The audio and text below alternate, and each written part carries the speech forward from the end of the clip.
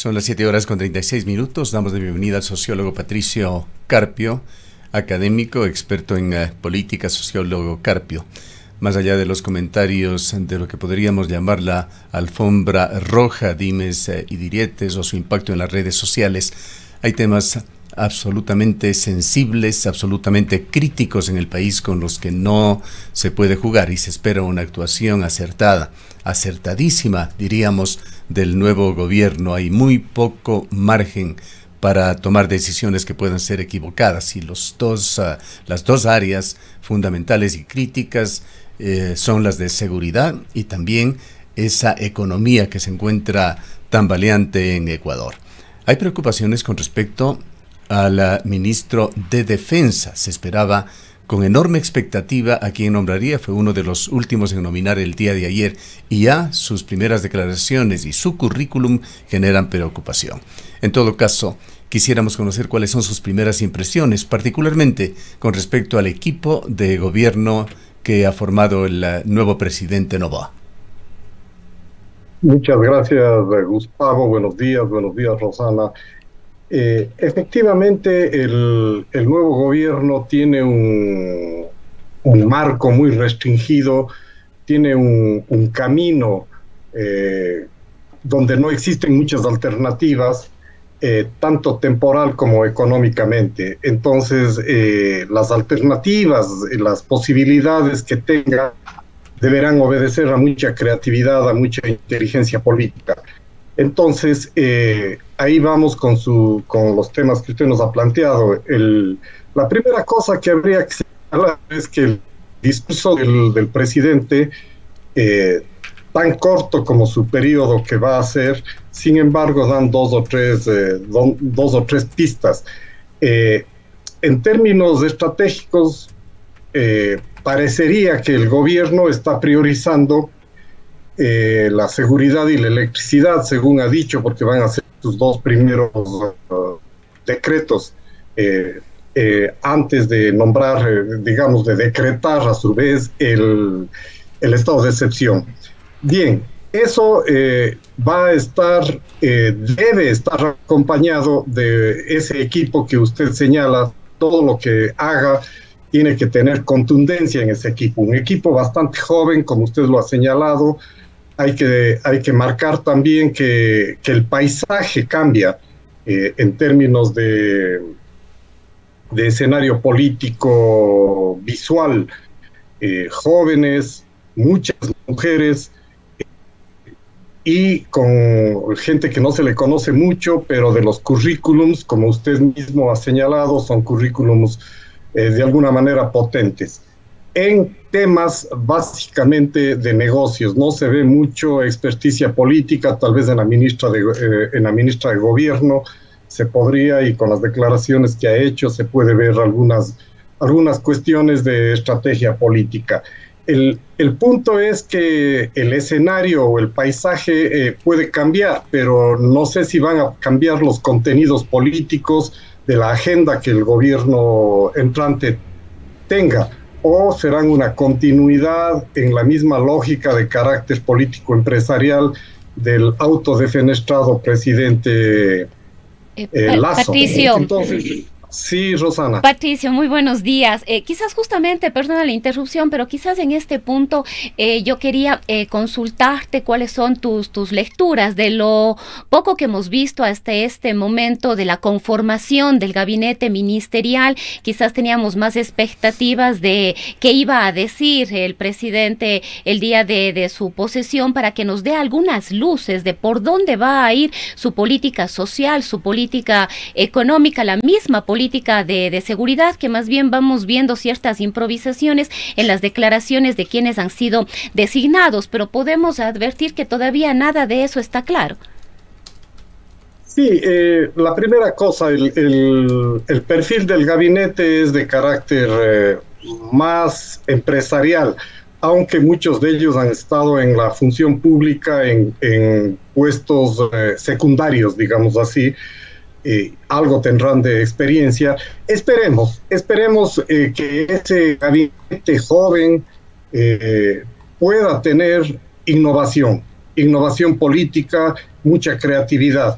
yo tengo dudas no tanto de ese equipo, sino de del propio paradigma del presidente y su entorno económico, político, ya del otro nivel, digamos del cuarto de guerra, como suelen afirmar en política, todos los que le están hablando al oído, ¿no? En el discurso hay una cosa que a mí me parece muy rescatable, importante, y que tiene que ver con lo siguiente que voy a decir. En el periodo que tiene el gobierno no se puede plantear temas estratégicos porque el tiempo no le da. Es decir, puede crear condiciones para un segundo periodo, para el periodo que viene en el 2025, condiciones positivas para ser reelegido. Pero en este periodo es complicado. Y una de las cosas que él señaló en el discurso y lo que decía que me parece interesante es el tema de la relación entre inversión, seguridad y empleo.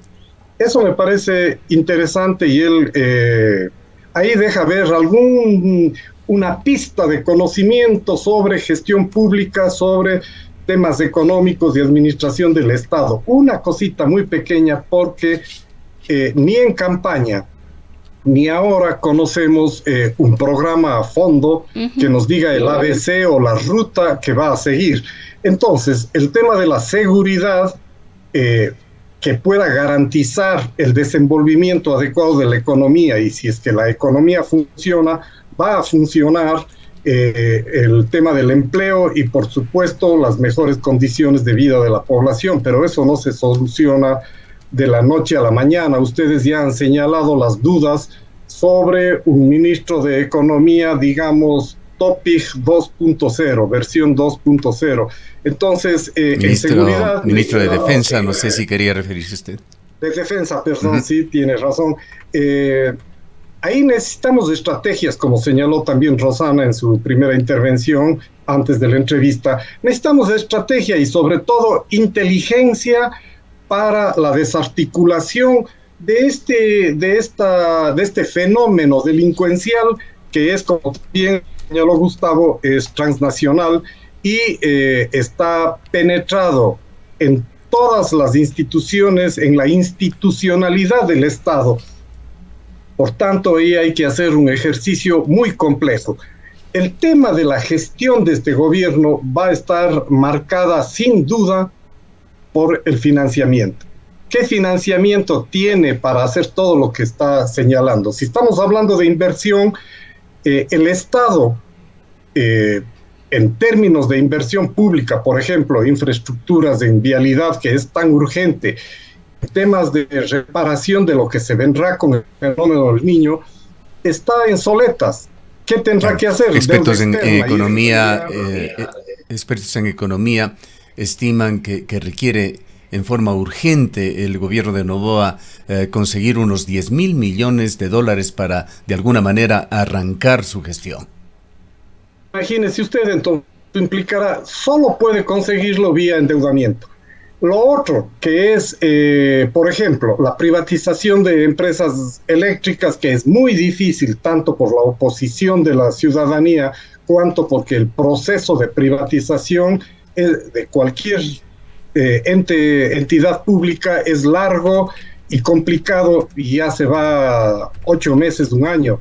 Entonces, es difícil. El tema del petróleo es una posibilidad, pero usted sabe que cada vez el tema petrolero va en desmedro y se requiere también inversión tecnológica. Entonces estamos en un círculo vicioso ahí que el gobierno tendrá que buscar alternativas, y si es que este joven gabinete y este joven presidente tiene las habilidades para buscar alternativas de financiamiento que no le afecten a la estructura económica del país en términos de atarnos en los próximos años al pago de la deuda externa, pues bienvenido sea, pero yo le veo bastante difícil y engorroso el camino en el que tiene que transitar este gobierno frente a la debilidad económica y presupuestaria que tiene el Estado.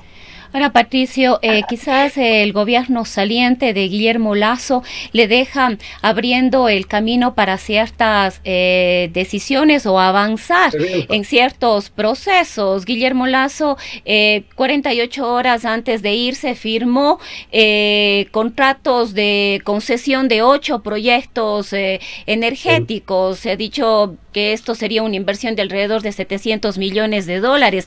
Pero el día de ayer, el ministro Donoso dejó firmando, también el ministro de Trabajo, antes de irse, dejó firmando varios decretos para cambiar las modalidades de contratación, para incrementar las horas laborales de 8 a 12, de facilitar el trabajo de incluso 70 días seguidos sin fines de semana. Es decir, son varios decretos que de alguna manera dejarían en esta locura, digamos así, del cambio de mando, de la conformación de la Asamblea, se estaban dando este tipo de hechos dentro del gobierno nacional que le dejarían al próximo gobierno. El gobierno saliente sin duda es uno de los gobiernos más despreciables que puede haber tenido la historia en términos de derechos laborales en contra de los trabajadores y de todo avance democrático que puede haber tenido el país. Ese tipo de cosas no me había enterado, Rosana, pero no hacen más que confirmar lo que ya entendemos, que ese gobierno intentó hacer en el periodo en el que estuvo, y por eso mismo la Asamblea tuvo esa oposición positiva o negativa, pero que impidió que pasen un conjunto de leyes retrógradas en contra del país. Vamos a ver, y ese entonces es el gran reto que tiene el presidente Noboa. Las alianzas y todo lo que ha ocurrido hasta el momento en la Asamblea son coyunturales, y en el discurso de Noboa, el segundo punto importante que me parece es marcar la cancha en términos de dejar limpia la cancha para que él pueda hacer cualquier alianza en el momento que corresponda. Por tanto, yo creo que está claro que él no está apuntando a alianzas estratégicas, sino a alianzas coyunturales. La primera alianza, entonces, apunta a la repartición de los puestos y el control de la Asamblea en términos de negociación por algunas prebendas como la impunidad, como el tema de Glass y quién sabe qué más. Y lo segundo, entonces, es ahora el tema de las leyes. De hecho, esos decretos que ha puesto como prioridad el tema de seguridad y eléctricas, aunque no sé si puede presentar dos al mismo tiempo, creo que va uno por uno, pasarán sin duda porque la Asamblea está nuevita y el tema son decretos en relación a la inversión privada de energía eléctrica, y como tú señalas, entonces si Lasso ya ha cambiado las modalidades de contratación, el camino queda más despejado. Son 6 acuerdos ministeriales que permiten precisamente incrementar las horas laborales hasta 12 y otras formas de contratación. No son decretos, yo hace un momento dije decretos. Son 6 acuerdos ministeriales que dejó firmando Donoso 24 horas antes de irse. Sobre los temas laborales no pueden estatuirse directamente, eso tendrá que pasar por la Asamblea porque son legales, y aseguro que en la Asamblea no va a pasar. Volviendo al escenario general, si me permite, sociólogo Carpio, antes de que se nos agote el tiempo, desde los debates presidenciales y a lo largo de la campaña, Noboa ha ido acostumbrando a todos los ecuatorianos a un discurso escueto, puntual, de muy pocas palabras.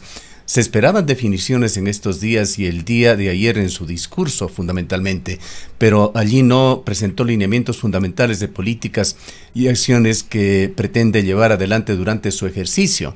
Hemos conversado ya con algunos analistas y nadie sabe realmente cuáles van a ser las claves para el gobierno de Noboa. Usted ha señalado 3 y ha tomado 3 de palabras, 3 conceptos de lo mencionado ayer por Noboa: inversión, seguridad, empleo, pero no son más que que conceptos que no dicen mucho más allá de una interrelación entre estos tres megatemas, es decir, deja poco para el análisis, mucho para la elucubración o la imaginación.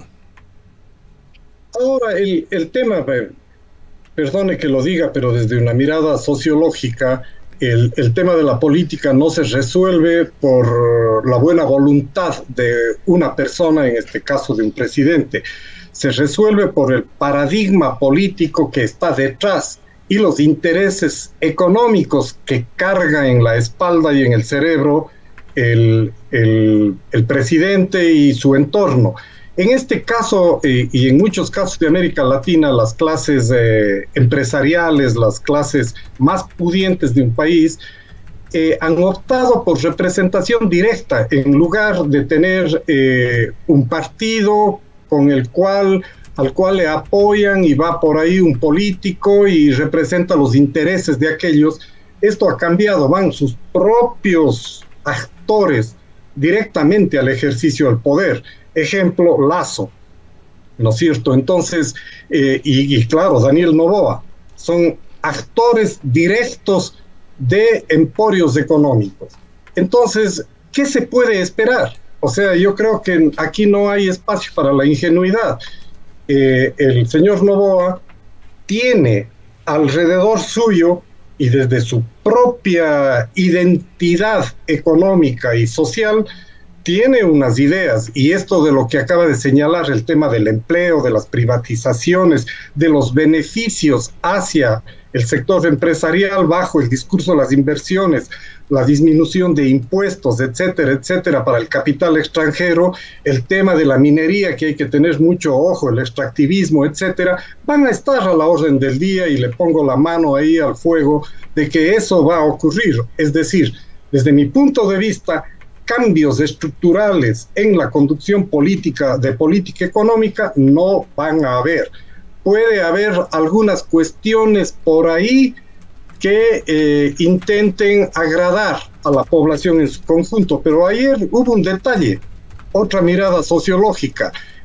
El rato que entraba al palacio, le dice un edecán o alguien le dice que tiene que salir al balcón y decir algo, él salió, alzó la mano y regresó. Entonces, yo leo ahí el poco interés de empatía con la población, con la sociedad de más abajo, ¿no? Porque va a ir configurando una lógica económica en función de intereses de los grupos más poderosos de este país. Un último comentario quisiera pedirle. Estoy yendo un poco a lo que había señalado como alfombra roja.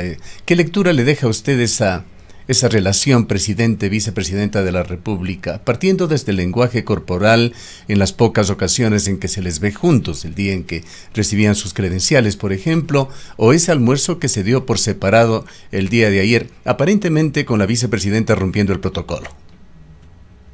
Independientemente de si nos caiga bien o mal, o estemos de acuerdo o no, o tengamos afectos o desafectos hacia la vicepresidenta, a mí me parece un acto de arrogancia del presidente. Es decir, lo mínimo que puede hacer en un acto protocolario y de primer día de gobierno es actuar, como se dice, políticamente correcto. Es decir, no tiene por qué dar señales de confrontación al interior mismo y el primer día, aunque esto tiene antecedentes, al primer día de gobierno. O sea, debe disimular, y a la ciudadanía nos queda ese sabor amargo, por un lado de la arrogancia y por otro lado de que determinados espacios de conflictividad política al interno no logramos superar. Bien. Habrá que continuar viendo y escuchando lo que se viene y profundizando en los análisis. Le agradecemos mucho por sus valiosas opiniones, sociólogo Carpio. Sociólogo Patricio Carpio es académico de la Universidad de Cuenca, experto en temas sociales y políticos. Son las 7:56 minutos.